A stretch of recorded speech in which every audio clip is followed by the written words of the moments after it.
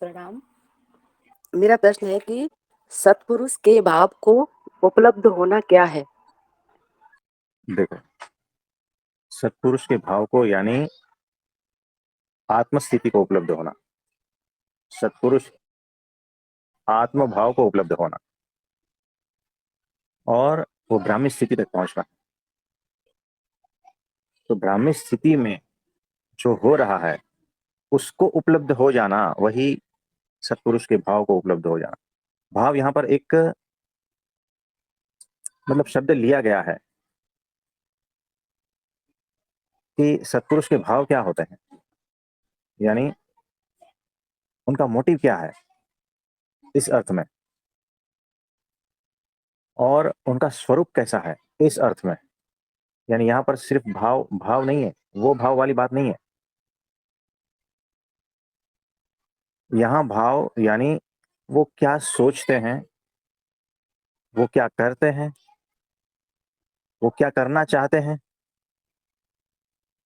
उनका स्वरूप कैसा है, ये सारा कुछ इस भाव में। ये जो शब्द है यहाँ पर भाव आपके हिसाब से भाव का अर्थ नहीं है। यहाँ पर ये जो कह रहे हैं ये सारा मसाला इसमें डालो तब वो भाव बनता है। तो सत्पुरुष के भाव को उपलब्ध होना यानी सत्पुरुष को ही उपलब्ध हो जाना। अब देखो कि सत्पुरुष है और वो लोगों से बात कर रहे हैं, आपको क्या लगता है वो लोगों से बात कर रहे हैं? नहीं, वो लोगों को तार रहे हैं, आपको लगता है बात कर रहे हैं। तो जब तक आप उस भाव को जानोगे नहीं, पहचानोगे नहीं और उस भाव को उपलब्ध नहीं हो जाओगे ना, तब तक आपको बाह्य क्रिया ही लगेगी और अपने हिसाब से ही आप मूल्यांकन करोगे। तो जब सत्पुरुष किसी की ओर देखते हैं तो आपको लगता है सिर्फ देख रहे हैं, या आपके भीतर कुछ और भाव चल रहे होंगे, विचार चल रहे होंगे, मान्यताएं चल रही होगी, तो आपको वैसा दिखेगा। लेकिन उस देखने में भी सत्पुरुष उनको तार रहे हैं। आपको लगता है सत्पुरुष देख रहे हैं स्त्री की ओर, ये आप देख रहे हैं। सत्पुरुष के भाव को जो उपलब्ध होता है ना, तो वहां पर वो स्त्री पुरुष कुछ दिखता नहीं है। आप समझे? तो सत्पुरुष अधूरे नहीं है कि अपने को पूर्ण करने के लिए इस पृथ्वी पर आए, ऐसा नहीं है, बिल्कुल भी नहीं है। आपको लगता है सत्पुरुष को बात करना अच्छा लगता है, उसे क्या प्रयोजन कि जीव से बात करे? उसे इस पृथ्वी पर किसी से भी बात ना करे ना, तो भी चलता है। आपको लगता है सत्पुरुष अधूरे हैं, इसीलिए वो पूरा करने के लिए अपने को बातें कर रहे हैं, सारा कुछ आचरण कर रहे हैं, लेकिन ऐसा है ही नहीं। तो जिस दिन सत्पुरुष के भाव को उपलब्ध हो जाओगे तब पता चलेगा कि यहाँ पर किसी से भी बात ना भी करे ना, तो भी उसका कुछ भी बिगड़ता नहीं, कुछ भी जाता नहीं। और भीतर से किसी से बात करने की इच्छा भी नहीं है, फिर भी वो बात कर रहे हैं सिर्फ तारने के लिए। आपको लगता है सत्पुरुष को प्रेम चाहिए, ऐसा है ही नहीं। वो अपने आप में परिपूर्ण है, याद रखना। उससे किसी की भी प्रेम की आवश्यकता नहीं है, वो अपने आप में परिपूर्ण है, माया से पार है। तो किसी का भी प्रेम ना मिले ना, तो भी उसे परमाणु जितना भी फर्क नहीं पड़ता। वो आए ही हैं सिर्फ प्रेम बांटने के लिए। जिस दिन आप सत्पुरुष के भाव को उपलब्ध हो जाओगे, उस दिन आपको पता चलेगा कि वो सिर्फ प्रेम से ही भरे हैं, करुणा से ही भरे हैं। तो वो प्रेम से अधूरे हैं, इसीलिए बातें करते हैं, ऐसा है ही नहीं। और जीव जो है वो क्या दे सकता है? जो माया से पार है उसको क्या दे सकता है? बिल्कुल कुछ भी नहीं। आपको लगता है कि सत्पुरुष अधूरे हैं, इसीलिए इधर उधर भटकते हैं, इधर उधर घूमते हैं, एक जगह से दूसरी जगह पे जाते हैं, संसार व्यवहार करते हैं, क्योंकि अधूरे हैं। ऐसा है ही नहीं। सत्पुरुष अपने आप में परिपूर्ण है, और वो विचरण करते हैं, उसकी वजह अलग होती है। जैसे आप समझते हो वैसा नहीं होता। आप घूमने जाओ, ये अलग बात हो गई, और सत्पुरुष घूमने जाते हैं, वो अलग बात हो गई। दोनों में बहुत भिन्नता है। और ये बात तब पता चलेगी जिस दिन आप अपने आत्म स्वरूप में आ जाओगे, जिस दिन सत्पुरुष के भाव को उपलब्ध हो जाओगे। ये सारे सूत्र है, लिख लेना। हाँ, सत्पुरुष के भाव को उपलब्ध होना यानी अपने आप में, आत्मा में स्थित हो जाना, आत्म स्थिति में, ब्राह्मी स्थिति में पहुंचना, यही सत्पुरुष के भाव को उपलब्ध होना है। कुछ समझे आप? जी। हमें थोड़ा सा भी भीतर से इच्छा नहीं होता कि आपसे बात करें, फिर भी हम बात करते हैं। लेकिन आपको ऐसा लगता है कि ये अधूरे है, इसीलिए बात कर रहे हैं, इसको बात करने की जरूरत पड़ रही है, इसीलिए बात कर रहे हैं। ऐसा है ही नहीं। जो परम मौन में है, परम शून्य में है, जिसके भीतर परमात्मा लबालब भरा है, उसे जीव की क्या आवश्यकता है, उसे किसी पदार्थ की क्या आवश्यकता है? कुछ भी नहीं, बिल्कुल भी नहीं। फिर भी वो सारा जो है ना, संसार व्यवहार आचरण सब कुछ करते हैं।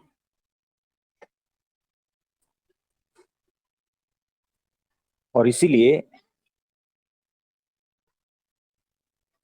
आप उसको समझ नहीं पाओगे, लेवल अलग है। तो सत्पुरुष के भाव को उपलब्ध होना यानी ब्राह्मी स्थिति में पहुंचना। ब्राह्मी स्थिति, वो स्वरूप को पहचानना। आप समझे? जी। इसमें और कुछ पूछना चाहते हो? जैसे आपने बोला कि सत्पुरुष के भाव को आप समझ नहीं पाओगे, तो इतना समझ में आया है कि सत्पुरुष का खुद का कुछ नहीं होता है कि हमें किसी से बात करके प्रेम चाहिए या बात करके अच्छा लगता है। वो तो आप इसीलिए बात करते हो कि आपकी एनर्जी के द्वारा जो भी आवरण हमारे हैं वो धीमे धीमे हटते हैं, अहंकार हटता है और मान्यताएं टूटती हैं। ये समझ में आ रहा है मुझे। हाँ जी, एग्जैक्टली ऐसा ही है। और दूसरा ये कि जो सभी जीव दुखी है, किसी न किसी कारण से दुखी ही है, चाहे उनके पास घर में प्रेम करने वाले हों तो कोई भगवान के लिए दुखी है, प्रॉपर्टी हो तो किसी न किसी कारण हर जीव को दुख है ही। तो सत्पुरुष के बात करने से जीव का दुख थोड़ा कम होता है, तो एक ये भी समझ में आया है। हाँ जी, ये भी होता है। लेकिन उस भाव को जो है ना, उपलब्ध होना जरूरी है। और सबका यही ध्येय होना चाहिए, सत्पुरुष के भाव को उपलब्ध हो जाओ, यानी आत्म स्वरूप में स्थित हो जाओ। ये लिख लेना, यही हमारा लक्ष्य है। और जिस दिन सत्पुरुष के भाव को उपलब्ध हो जाते हो, आप निर्दोष ही हो जाते हो। निर्दोषता ही सत्पुरुष का भाव है। ये भी सूत्र लिख लेना। और कुछ पूछना चाहते हैं? हाँ, जैसे आपने मतलब और ये भी समझ में आ रहा है कि सत्पुरुष के द्वारा जो भी लीलाएं होती हैं दिव्य, वो भी हमारे आवरण खत्म करने के लिए होती हैं, क्योंकि उन दिव्य लीलाओं में मनुष्य भाव आ रहा है या नहीं आ रहा है, तो हमें खुद ही अंतर्दृष्टि करनी होती है। तो ये धीमे धीमे आपकी कृपा से मुझे भी समझ में आ रहा है, ग्रुप में सबको भी समझ में आ रहा है कि सत्पुरुष की सारी एक्टिविटी जीव को आगे बढ़ाने के लिए है। क्योंकि अगर ऐसा नहीं हाँ करेंगे तो जी। हमें पता नहीं चलेगा ना कि हमारे अंदर ये मनुष्य भाव आ रहा है, उसमें मैं भी शामिल हूँ। तो जब सत्पुरुष की अलग अलग तरह की लीलाएं होंगी, तो उसको देखकर अगर हमारे अंदर मनुष्य भाव आ रहा है यानी जीव भाव है, अगर दिव्य भाव आ रहा है यानी ब्रह्म भाव है, यानी सत्पुरुष के भाव को धीमे धीमे हम उपलब्ध होते जा रहे हैं। और अभी तो ये पता चल रहा है कि सत्पुरुष की सारी क्रियाएं मतलब खुद के लिए 1% भी नहीं है, वो निर्लिप्त है। सारी क्रियाएं जीव को आगे बढ़ाने के लिए है, प्लस अहंकार खत्म करने के लिए है। हाँ जी, तो देखो यहाँ पर ये सारा प्रैक्टिकल है होश का। कि तुम कहाँ खड़े हो, होशपूर्वक देखो कि ये सारी क्रियाएं मायातीत है या माया वाली है। यहीं पेच फंसता है ना। जो भी फंसता है ना, यहीं फंसता है। और ये प्रैक्टिकल में होश पूर्वक रहना है, तब जाके जो है ना वो स्थिति हो जाएगी माया से पार की। आप समझे। जी। हाँ जी। और ये भी समझ में आ रहा है कि सत्पुरुष के हर शब्द में एक दिव्य भाव ही रहता है। मतलब जैसे कि आपके द्वारा ही ये बताया गया है कि प्रेम चाहे पेड़ करे, प्रेम तो प्रेम है, प्रेम के लिए मनुष्य की जरूरत नहीं है। चाहे फूल प्रेम करे तो वो पूरा पूर्ण ही है। तो ये आपके द्वारा एक नया पता चला, तो इसलिए मैं यहाँ बता रही हूँ। ये मैंने एक नया सुना है कि प्रेम के लिए सिर्फ मनुष्य की जरूरत नहीं है। हम्म। हाँ जी, और कोई प्रश्न है तो बताइए। अभी क्या बोलूं, आपने तो सारा कुछ ही बोल दिया। बस यही लग रहा है कि सत्पुरुष ही हमारे अनंत अनंत अनंत माँ हैं, सत्पुरुष के अंदर ही है। क्योंकि इतना तो माँ भी नहीं करती हैं जैसे आपने खुलकर बोला हम सबको, ताकि अहंकार ना हो कि हाँ सत्पुरुष मेरे से बात करते हैं, उनको जरूरत है। आपने क्लियर सबको बता दिया है कि सत्पुरुष को किसी की जरूरत नहीं है, वो पूर्ण है, भरे हुए हैं। उनको न प्रेम की जरूरत है, न किसी से बात करने की जरूरत है। वो सिर्फ हम लोगों के उद्धार के लिए ही बात करते हैं, क्योंकि सत्पुरुष पूरे शून्य में ही स्थित रहते हैं। तो बहुत बहुत आभार आपका। इससे बहुत कुछ हमारे अंदर खत्म होगा। तो थैंक यू। हाँ जी, और किसी का कोई प्रश्न है तो बताइए। हाँ जी, नमस्ते। नमस्ते नमस्ते। मैं ये कह रही हूँ, कल जो अनुभूति हुई कि हर जगह ही परमात्मा है, वो है। तो जब मैं लगा लो जाती थी निराकार परमात्मा के उसमें रही, तो वहाँ की अनुभूति को मैं इस अनुभूति से डिफरेंट कर पा रही थी। तो फिर मेरे मन में एक अलग फीलिंग आई कि जब हम निराकार में ही परमात्मा को समझते हैं, तब हम इंसान को भी इंसान नहीं समझते। वो सोचते हैं कि हम तो कुछ अलग ही हैं, जो परमात्मा की एक धुन में खोए हुए हैं, और किसी को इतनी वैल्यू नहीं देते। सोचते हैं हम महान हैं, और एक अलग ही अहंकार के रूप में हम रह जाते हैं। ये सारा मेरे अंदर अपने आप ही निकल रहा था। और पहले भी मेरे को ये तो हो गया था निराकार के उसमें नहीं जाना, पर कल वो मैं भेद है ना, जो डिफरेंस है, उसको स्पष्ट रूप से देख पा रही थी। तो वो उसमें, और यहाँ तो हर चीज में ही मतलब वो ही नजर आ रहे हैं। तो मतलब ये निराकार में अहंकार किस हद तक बढ़ सकता है, और फिर हमारा कर्म क्या हो सकता है, उसकी तो कल्पना से भी डर लग रहा था। ये चीज मैं फील कर पा रही थी। हाँ जी, ये ऐसा ही होता यहाँ तो हर किसी को रिस्पेक्ट देना, अगर ये चीज निराकार के उसमें अगर हम गए, तो इंसान इंसान को ही नहीं समझ पाया, तो पूरे समाज का क्या होगा। है। हाँ जी, ये होता है। वो चीज महसूस कर पा रही थी। हाँ जी, और किसी का कोई प्रश्न है तो बताइए। हाँ जी, शशि भाई। प्रणाम प्रभु जी। हाँ जी, प्रणाम। प्रश्न तो है नहीं प्रभु जी, कोई एक प्रसंग जरूर सुना था। हाँ जी। यहाँ पे राजस्थान में एक कथा होती है, उसको भक्त धन्ना जाट बोलते हैं। हम्म। तो वो बचपन से ही भगवत प्रेमी था, बच्चा ही था अभी, तो उसके पिता उसको खेत के काम में भेजते थे। हम्म। और वो वहाँ पे जाता था, और वो संतों की जो टोली होती है, कहीं कीर्तन होता है, उसमें मस्त हो जाता था, खेत का ध्यान ही नहीं रहता था उसको। तो एक दिन क्या हुआ, उसके पिता ने गाड़ी में वहां से एक एक बोरी गेहूं की भिजवा दी, एक भाई, और ठीक ठीक से सब काम करना है। वो गेहूं लेकर के वहां पे चला गया खेत पे, और उसने वहां पे सब रख दिया। और उसके बाद देखा कि आसपास में कहीं से कीर्तन की आवाज आ रही थी। वो गया वहां पे, और साधु संतों की जो टोली थी उनको अपने खेत पे ले आया, हम्म। और वहां बैठ करके उनसे कीर्तन करवाया, और कीर्तन में तल्लीन हो गया पूरा। वो काफी टाइम हो गया, तो उन्होंने देखा कि भी इनके लिए भोजन की भी व्यवस्था करनी है। तो उसको वो गेहूं की जो बोरी थी उसको लेकर के गाड़ी में वापस शहर की तरफ गया, और वहां पे बेच करके उनके खान पान का सारा बंदोबस्त करके ले आया। हम्म। और उनको पूरा भोजन करवाया, पूरा तृप्त किया। और जब वो शाम को अपना आशीर्वाद दे करके चले गए कि भी तुम्हारे खेत में पूरा धन धान्य की बरसात होगी। अब वो अपने मन में सोच रहा है कि गेहूं तो बोई नहीं, बरसात धन धान्य की कहाँ से होगी, हम्म, कि भाई घर पे पिताजी भी मारेंगे। हम्म, तो उसने सोचा ये बोल दूंगा कि भाई हमने तो बोई थी पर उगी नहीं, तो क्या कर सकते हैं। बराबर। तो 10-12 दिन के बाद वो खुद खेत पे की तरफ आया और देखे क्या प्रभु जी, उस आसपास के खेतों से कहीं ज्यादा अच्छी उसकी गेहूं खड़ी है। हम्म, अब कौन बो गया और कौन किसने वो परवरिश कर दी उसकी, ये देख करके वो बिल्कुल चकित रह गया। फिर उसकी आस्था और बढ़नी थी कि भाई ये तो हम्म, भगवान का ही काम है। और वो संत आशीर्वाद दे करके गए थे, तृप्त हुए थे भोजन से। तो अब वहां पे जंगली जानवर भी बहुत आते थे, उनसे रक्षा करनी भी जरूरी थी क्योंकि फसलें वहां होती नहीं थी। हम्म, तो इतने में भगवान एक किसी ऐसे फटे पुराने कपड़े धारण करके ऐसे गरीब से रूप में उसके पास आए और बोले कि मैं तुम्हारे इसकी रक्षा कर सकता हूँ, मुझे रोटी खिला दिया करना। हम्म, तो उसने सोचा कि ठीक है, एक फ्री का एक नौकर मिल गया है और ये सारे खेत की रक्षा करेगा जानवरों से, और मुझे रोटी रोटी देनी है। उसने कहा मैं रोटी लेके आ जाया करूंगा।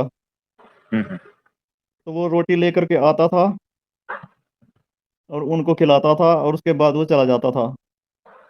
तो हम्म, जब फसल तैयार हुई तो उसके पास या सारे गांव में इतनी गाड़ियां उपलब्ध नहीं थी कि वो उसकी फसल को मार्केट तक पहुंचा सके, इतनी फसल उसके अंदर भर गई थी। हम्म, और इसी यही धन्ना जाट जो था, बचपन में जब स्टार्ट हुआ था इसकी ये जर्नी, उस टाइम किसी ने इसको, एक कोई फकीर था उसने इसको ऐसे जिद कर रहा था मुझे भी भगवान चाहिए, मुझे भी भगवान चाहिए। उसने एक छोटा सा पत्थर का टुकड़ा दे दिया उसको कि भाई ये ले करके और इनको रखना, इनकी पूजा करना और इनको रोटी खिलाना, फिर बाद में खाना। हम्म, तो वो उसी को लेकर के वो, यानी गुरु की आज्ञा मान करके उसी को लेकर के बैठता था वहां पे खेत पे, अपनी 2 रोटी लेके जाता था और उसको भोग लगाने के लिए बोलता था। तो वो, अब वो भोग लगाए ना, प्रकट ना हो, तो बहुत वो प्रार्थना करता था। फिर वो ऐसे ही रोटी लेके चला जाता था। तो एक दिन भगवान द्रवित हुए और वो वहां से प्रकट हो गए और उसने क्या किया, भगवान रोटी खाने लगे फिर। हम्म, अब जब एक रोटी खा ली, भगवान ने दूसरी रोटी जब उठाई, उसने हाथ पकड़ लिया कि अब तक तो खाते नहीं थे और अब मेरे हिस्से की भी खाने खानी शुरू कर दी। हम्म, तो इस तरह से हुआ प्रभु जी, मतलब भक्ति की ऐसी चरम अवस्थाएं देखने और सुनने को मिलती हैं ऐसे बड़े बड़े भक्तों की। तो उनका नाम भी यहाँ पे उत्तर भारत के अक्सर हर कथाओं में लिया जाता है। हाँ जी। तो अनंत भक्त हो गए हैं, सबकी भक्ति यूनिक है, अपने आप में पूर्ण है ना। जी। और जहां जहां भक्त का नाम होता है ना, वहां वहां भगवान का भी नाम होता जी प्रभु जी। है ना। आपने देखा होगा, जो चिंतक है, कोई विचारक है, कोई ज्ञानी है, ये है वो है, वहां भगवान के नाम से जुड़ा ही नहीं है कोई, देख लेना आप। जी प्रभु जी। वहां भगवान होते ही नहीं। तो जहां सही है भक्त जी। होते हैं वहीं भगवान होता है। अगर भगवान को ढूंढ रहे हो तो भक्त की भीतर की आंख खोलो। बिल्कुल सही है जी। हाँ, तो चिंतन, विचारक, कथाकार, है ना, ये बड़े बड़े जो है ना, तर्कवादी, शास्त्रवादी, ये है वो है, वहां थोड़ी भगवान होते हैं। भूल जाना। भगवान को जी। ढूंढ रहे हो ना, तो ये सारे झमेले से बाहर निकलना है जी। और भक्त बनना है। प्योर भक्त जब तक नहीं बनोगे ना, भगवान को उपलब्ध नहीं होगे। सही है तो प्रभु जी। भगवत्ता जो है ना, तभी आती है।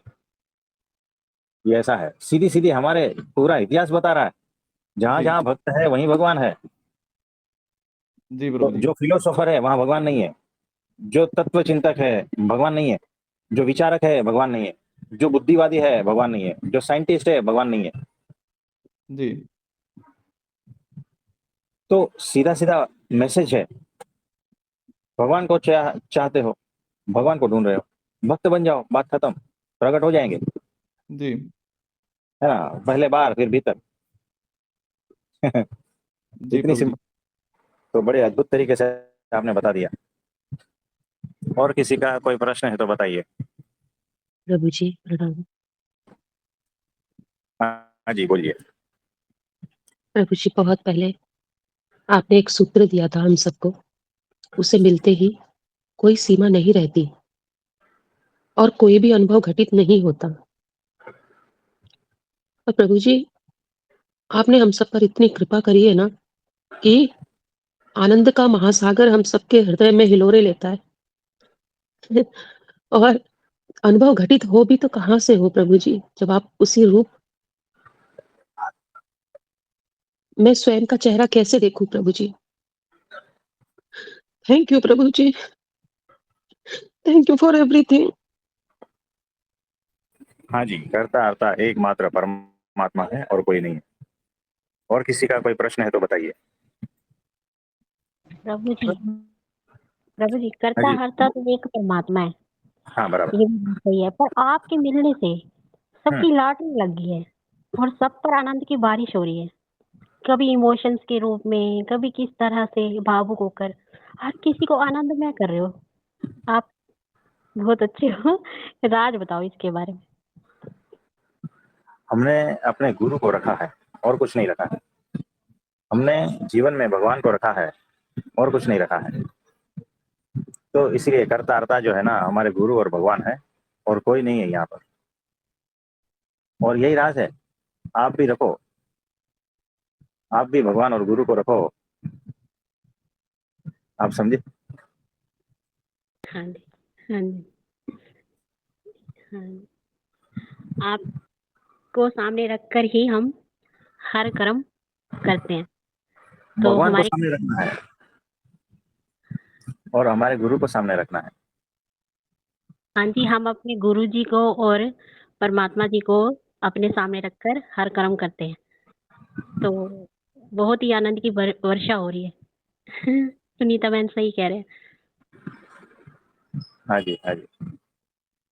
प्रभु जी आज सुबह ही हम एक भजन सुन रहे थे, हरि तजू पर गुरु ना बिसारू। सहजो बाई का भजन है। तो इस सत्संग में किसी बहन ने पहले डिस्कस भी किया था इस भजन के बारे में। आज अचानक ही वो सामने आ गया, हम उसको सुन रहे थे और उसमें गुरु की इतनी महिमा बताई गई है प्रभु जी की बिना गुरु के हरि का ज्ञान भी कौन देता। तो गुरु ही सबसे ज्यादा इम्पोर्टेंस रखते हैं, क्योंकि हरि तो पहले भी थे ना, कण कण में भी थे, सर्वत्र थे, मेरे भीतर भी थे, सर्वत्र थे। परंतु तब मैंने हरि को पहचाना कहाँ था। तो गुरु गुरु को कैसे बिसारा जा सकता है, उनकी महिमा को कैसे बिसारा जा सकता है प्रभु जी, क्योंकि गुरु ही सब कुछ है। तो बराबर है, क्योंकि वो जो गुरु की बात कर रहे हैं ना, वो अक्षर ब्रह्म सत्पुरुष हमारे गुरु जी की बात कर रहे हैं, है ना, और किसी गुरु की बात नहीं कर रहे। वो बहस में तो हम नहीं पढ़ेंगे प्रभु जी, क्योंकि आकार उस बहस पे नहीं पढ़ेंगे प्रभु जी। सबके अपने भाव हैं और भाव सब शुद्ध हैं। आपके भाव आपके गुरु के प्रति सहज सम्माननीय है, वो हमारे दादा गुरु हैं, और हमारे भाव हमारे प्रभु जी के प्रति उतने ही सम्माननीय हैं। दोनों अपनी अपनी जगह पे सही हैं। राजेश भाई बात करना चाहते हैं आपसे। राजेश भाई जी पूछिए। हाँ जी, राजेश भाई बोलिए, बोलिए। हाँ प्रणाम प्रभु जी। अभी आपने हाँ जी, बताया प्रणाम, कि बोलिए। भक्त बन जाओ तो पहले गुरु बाहर प्रकट होंगे, फिर अंदर प्रकट होंगे। इसका अंदर प्रकट होंगे इसका मतलब क्या है प्रभु जी, प्लीज समझाएं। देखो, पहले तो बाहर दिखते हैं ना जी। कि ये गुरु है, बस। फिर वो शरीर छोड़ देंगे तो कहाँ बाहर दिखेंगे। नहीं। लेकिन उनका स्वरूप है ना, वो आप में ट्रांसफर हो जाएगा, अगर सही सही शिष्य है तो। नहीं तो नहीं। तो वो पूरे के पूरे आप में ट्रांसफर हो जाते हैं। उनका स्वरूप, उनके गुण, सारा कुछ आपके भीतर उतर आता है। यानी उस रूप हो जाते हो, गुरु रूप हो जाते हो।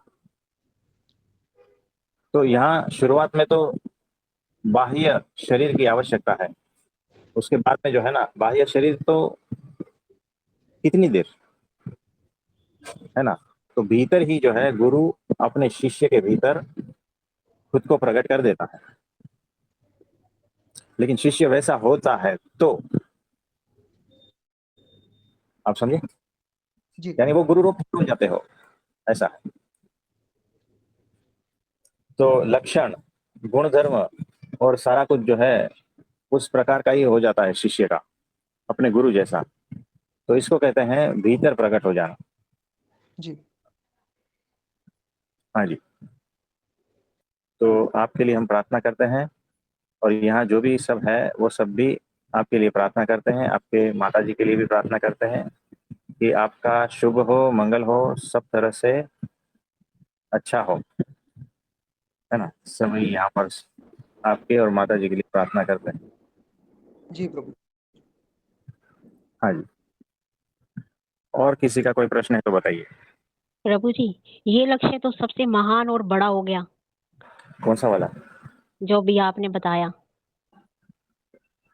कि किस तरह से अपने गुरुजी के कहे अनुसार चलना और उसको अपने अंदर धारण करना। तो हाँ जी। तो वही तो है ना कि गुरु जो है, मतलब कि अक्षर ब्रह्म सत्पुरुष, गुरु ही मेरी आत्मा है। तो वो आत्मा कब होगी? जब मैं गुरु रूप हो जाता हूँ। यानी मेरा और गुरु, मेरे गुरु में कोई भेद नहीं रह जाता। वैसा आपने सामान्य चीजों में भी तो देखा होगा ना, कि देखो एक डॉक्टर है तो अपने शिष्य को खुद के जैसा डॉक्टर बाहोश बना देता है। सर्जन है या कोई प्लम्बर है तो अपने जैसे प्लम्बर गिरी सिखा देता है उनको, है ना। आपने देखा होगा, ड्राइविंग करते हो, एक्टिवा है आपके पास? हाँ जी। आपने सीखा है ना। हाँ जी। हाँ जी। हाँ, तो कहीं ना कहीं से सीखा है ना, जिसको आता है वही आपको सिखाता है। तो हाँ जी। अब आपको उनकी आवश्यकता होती है क्या, नहीं। जहां से सीखे हो, है ना। आप हाँ। बिल्कुल अपने हिसाब से चलाते हो या नहीं, बताओ। हाँ जी। तो यानी क्या हुआ कि उनकी जो स्किल थी, आपके एक्टिवा वाले गुरु की स्किल थी, वो आपने आत्मसात कर ली, आपने अपने भीतर उतार ली, है ना। यानी अब वो जो एक्टिवा वाले गुरु है आपके भीतर अभी प्रकट है। अगर एक्टिवा चलानी है तो वो गुरु नहीं रहेंगे तो भी आप चला पाओगे ना। हाँ जी। हाँ जी। बस सिंपल सी बात है, यही बात है, इतना ही समझना है। तो बाहर हाँ वाले गुरु को अपने भीतर प्रकट कर लेना। हम्म, यानी बाहर वाले गुरु को एक्टिवा आ रही है लेकिन मुझे नहीं आ रही है। अब मैं क्या ऐसा करूं ताकि मुझे एक्टिवा आ जाए जैसे मेरे गुरु बाहर चलाते हैं, है ना। तो यानी एक अलग ढंग से देखा जाए तो वही के वही मेरे भीतर अब आ गया है, अब वही चला रहा है ना। तो यहाँ पर जो है गुरु और परमात्मा की बात हो रही है कि वही मेरे भीतर बैठ गया है। तो ऐसा क्या करूं मैं? तो सीख लेने हैं सारी चीजें, है ना। अहम शून्य हो जाना, वो जैसे बताते हैं वैसे ही करना है ना। तो आपने एक्टिवा वाले गुरु से जो सीखा है एक्टिवा चलाना, तो कहाँ मोड़ आता है, किस तरह से मोड़ना है, रियर मिरर में क्या देखना है ना, कितनी स्पीड पे चलाना है, कहाँ पर ब्रेक मारनी है, कहाँ पर भगानी है, ये सारा कुछ सिखाया है ना। तो उनकी आज्ञा का फॉलो किया है ना, तब सीख पाए ना। वैसे यहाँ पर भी ऐसा ही है कि जैसे जैसे सत्पुरुष की आज्ञा का पालन करते जाओगे वैसे वैसे वो आपके भीतर प्रकट होता जाएगा। सिंपल सी बात है यानी, क्या कॉम्प्लिकेशन है इसमें कुछ? नहीं, ये तो सबसे सबसे सबसे इजी सही बात है। है, हाँ जी। हाँ जी। यही तो करना है। आपके और मम्मी ने आपको रोटी बनाना सिखाया क्या, नहीं बताओ? हाँ जी, सिखाया। उसने कहा इस तरह से आटा बुनना है, इस तरह से लुआ लेना है, फिर ऐसा करना है, फिर बेलन से ऐसा ऐसा करना है। तो आपने क्या विद्रोह किया, मैं तो ऐसा नहीं करूंगी? नहीं। ऐसे ऐसा माँ बाप को नहीं मानती, मैं कैसी गुरु गुरु को नहीं मानती, मेरी गुरु मैं ही हूँ। कैसे हो बताओ? तो सीखा है ना आराम से, मतलब प्रेम पूर्वक उनकी इंस्ट्रक्शन को फॉलो कर करके सीखा है ना आपने। हम्म, हाँ बताओ, जी। यहाँ पर हाँ बहुत सारे ऐसे हैं विद्रोही, मैं जी। किसी गुरु को नहीं मानता। तो मत मानो, कुछ आएगा भी नहीं, है ना। तो इतनी सिंपल बात है, बस समझनी है। आपने एबीसीडी सीखी होगी, कहीं ना कहीं से सीखी है ना। आप आज अच्छी तरह से लिख पाते हो, तो वो अच्छी तरह से लिख पाने के लिए क्या आपको अभी भी स्कूल टीचर की जरूरत है क्या? नहीं। यानी स्कूल टीचर को आपने अपने भीतर उतार लिया, आप ही खुद ही स्कूल टीचर बन गए हो, है ना। आप दूसरों को सिखा सकते हो क्या, नहीं बताओ? हाँ जी। हाँ जी। तो गुरु के, सत्पुरुष के गुणों को धारण करना, वही उनको भीतर प्रकट करने बराबर है। कुछ समझे? ये सूत्र है, लिख लेना। उनकी आज्ञा का पालन जितना जितना करते जाओगे, उतने उतने वो आपके भीतर प्रकट होते जाएंगे। ये सूत्र है, ये लिख लो। तो बुद्धि लगानी है तो ये जगह पे लगाओ ना। अभी जितने एग्जाम्पल दिए हैं उससे सीख लो ना कि क्या करना है। मुझे मेरे गुरु जैसा बनना है तो क्या करना पड़ेगा, सीख लो, बात खत्म। प्रभु जी, यहाँ पे सीखना और सिखाना, हाँ, यही प्रेम है और यही ज्ञान है। देखो, हाँ वैसा भी है। तो अहंकार शून्यता की स्थिति में ही आप सीख पाओगे और सिखा पाओगे। अगर अहंकार मौजूद रहेगा तो ना ठीक से सीख पाओगे और ना ठीक से सिखा पाओगे, है ना। वो भीतर मिलावट रह जाएगी। जब तक खुद माया से पार नहीं होंगे तब तक ऐसा होगा। हाँ जी, बराबर है। और कुछ पूछना चाहते हैं? प्रभु जी, सारी नजर फोकस तो अपने ऊपर ही करना है, ये आपसे सीखा। नहीं तो सीखते थे और दूसरों के ऊपर नजर भी रखते थे। अब ये पता है जहां से नजर हटी दुर्घटना घटी। हाँ जी, तो फोकस और नजर दो पर रखनी है, गुरु पर और खुद पर, तीसरा कुछ नहीं। और गुरु में ही हरि है, यानी कि गुरु भगवान के ऊपर नजर रखनी है और खुद पर नजर रखनी है। खुद पर इसीलिए कि मैं कहाँ हूँ, क्या करने आया हूँ और कि क्या कर रहा हूँ, इस पर फोकस करना। और गुरु पर ही दृष्टि रखनी कि वो क्या करवाना चाह रहे हैं, क्या कर रहे हैं, है ना, और मुझे कहाँ ले जाना चाहते हैं, बस यही देखना है और कुछ नहीं देखना। प्रभु जी, आपने ये बताया कि वही माया से भी पार होना भी कोई एक चीज है, नहीं तो हमें तो पता ही नहीं था। बस हम ये सोचते थे कि ध्यान करते हैं, कुछ क्षण के लिए मिल जाता है। पर अब जब ये पता चल रहा है कि माया से पार भी जाना होता है और स्वयं पे इतनी अपने प्रति होश इतना रखना होता है कि, और उस अपने ऊपर जितना जितना होश है उतना ही आनंद है हमारे अंदर। ये चीजें सब रियलाइज हो रही हैं। और ये तो आज तक कहीं पे भी, आज 42-43 साल उम्र होगी, कहीं पे भी नहीं सीखा जो आपसे सीखा है। तो आपका बहुत ये बहुत धन्यवाद। भीतर से अनुभूति होगी, भीतर से ज्ञान प्रकट हो जाएगा, और ये सच बात है। और ये हमने तब कहा था जब आपने पहली बार एकादशी रखी थी, है ना। तो बहुत ही अद्भुत बात है, हम्म, इसी में ही डूबे रहना है। हम्म। और कुछ पूछना चाहते हैं? हाँ, यहाँ पे ये चीज भी क्लियर होती है ना कि जितना हम सत्पुरुष को जानते हैं उतना अपने पास भी आते हैं, और अपने पास आने से ही हम इतना अवेयर हो जाते हैं कि हमें सामने वाला चीट नहीं कर सकता, और हम कैपेबल बन जाते हैं, अपने पैरों पे खड़े हो जाते हैं। जो बाहर हाँ, निकलने से भी नहीं, मैं निकली नहीं घर से, 6 साल तक बाहर भी नहीं निकली। मैं सोचती थी कोई नहीं है, और आज ऐसा लग रहा है कि हाँ, ये सब मतलब आपने ये मतलब इतनी जो हमारे अंदर योग्यता भरी है और भर रहे हो, मतलब उसके लिए तो आपके लिए दिल से धन्यवाद ही निकलता है ये चीज।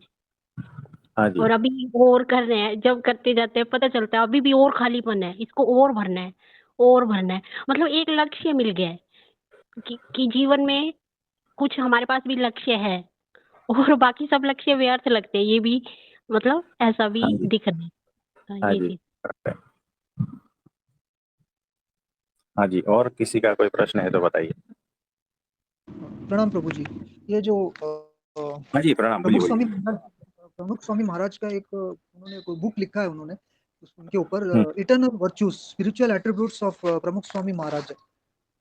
हम्म, तो आपने बोला था कि गुरु के गुण हमें अंदर उतारने हैं, तो उसमें अलग अलग गुण दिए हैं, जैसे कि सत्यम, शौचम, दया, शांति, त्याग, संतोष, संयम इत्यादि गुण दिए हैं।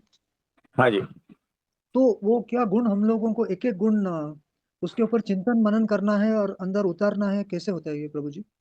हाँ जी। तो उनके गुणों के साथ में उनके प्रसंग रहेंगे, उस प्रसंग का चिंतन मनन करोगे ना, तब हाँ आपके साथ जब वो प्रसंग बनेगा ना, हाँ वो घटना घटेगी, तब आपके भीतर वो स्ट्राइक होगा कि मेरे गुरु ने ऐसे प्रसंग में इस तरह से आचरण किया था, जी मेरे जीवन में ऐसा प्रसंग आया तो मैं किस तरह से आचरण करूं।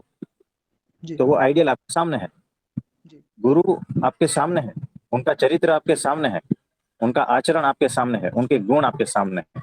अब आपकी मर्जी, आपको अपने हिसाब से आचरण करना है या गुरु के हिसाब से, है ना। तो फिर धीरे धीरे ऐसी 10 घटनाओं के उसमें से पसार होते जाओगे ना, तो आप उसमें परफेक्ट होते जाओगे, जी है ना।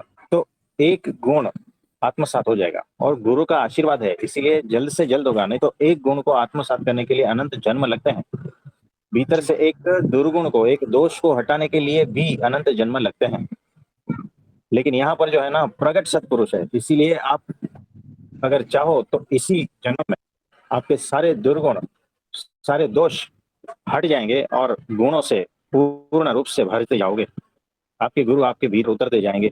इस तरह से है, यही मौका है, क्योंकि प्रगट और कोई जगह पे नहीं है, प्रगट सिर्फ यहाँ पर है। तो प्रगट परमात्मा जहाँ पर होता है वो कैटलिस्ट का काम करता है, फटाफट चीजें होती है। तो दूसरी जगह पे,